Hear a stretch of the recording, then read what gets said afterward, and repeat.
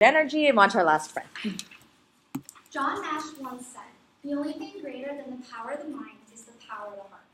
I will explain later on who John Nash is and why his powerful insight has been engraved in my heart.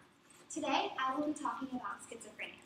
I am incredible to speak to you all about schizophrenia because I took behavioral neuroscience last fall semester, and I learned a great deal about schizophrenia throughout the course. Every time we had a lecture covering schizophrenia, my eyes would light up because I'm completely fascinated that such a disorder exists. Today, we are going to play doctor and examine the symptoms, everyday life, and available treatment options for schizophrenia.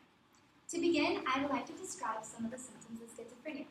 In order to fully understand the symptoms of schizophrenia, I will need to explain the golden rule when examining a patient who has schizophrenia. The golden rule is, some people may experience all of the 5 main symptoms, where others may not. To elaborate, in order for one to be diagnosed with schizophrenia, one must have a presence of 2 or more of the 5 symptoms for 30 days. According to the Diagnostic Statistic Manual 5, which is the current resource used for diagnosing disorders, the 5 main symptoms of schizophrenia are experiencing hallucinations, delusions, disorganized speech, disorganized behavior, and negative symptoms. According to Gene Siegel, PhD from HelpGuide.org, some of the various signs of negative symptoms people exhibit are lack of emotional expressions, lack of interest and motivation, and speech difficulties and abnormalities. To be diagnosed with schizophrenia, one would comply to a full physical evaluation, medical history, physical exam, and lab tests. There are quite a few myths as to what people with schizophrenia act like. One of the biggest misunderstandings is that people who are schizophrenic are hazardous. People who are schizophrenic may experience hallucinations and delusions, but they are rarely violent or cause danger or harm to others.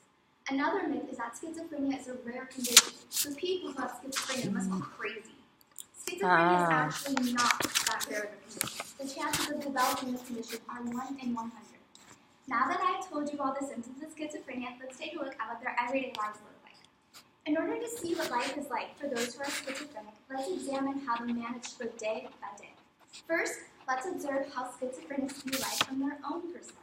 Schizophrenics have huge difficulties distinguishing between what is real and what is not. According to SiteGuides.com, hallucinations are a symptom of schizophrenia that causes them to see, hear, smell, or feel things that are not there. This may cause inner conflict, for they are unable to identify reality versus fantasy. They also experience delusions, which is where one will have false beliefs about something. One will feel like they have superpowers or that they're best friends with the president. Since I've informed you all about the symptoms and everyday life of schizophrenics, let's take a look at the available treatment options. 2 treatment options I will be discussing with you all today are antipsychotic medications and therapy. According to WebMD, antipsychotic drugs are proven effective in treating the risk of future psychotic episodes in schizophrenic patients. The key phrase "future episodes" is crucial to keep in mind because as of now, there is no known cure to treat schizophrenia. With this being said, fortunately, a vast majority of schizophrenic patients have been treated with antipsychotic drugs successfully. The next treatment that is offered is therapy. According to WebMD, therapy in a patient's life is crucial as they have extreme difficulties with thinking, motivating themselves, and relationships.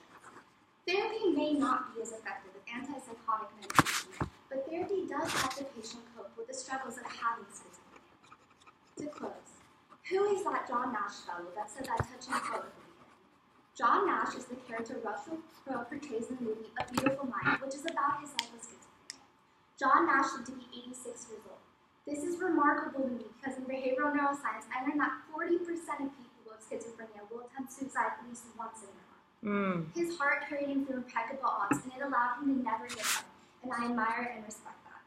For the individuals suffering from schizophrenia, I hope you all now know the symptoms of first attacks, what everyday life can look like, and how well we can Thank you. I'm so sorry that just happened. Good things at the end. I do not know.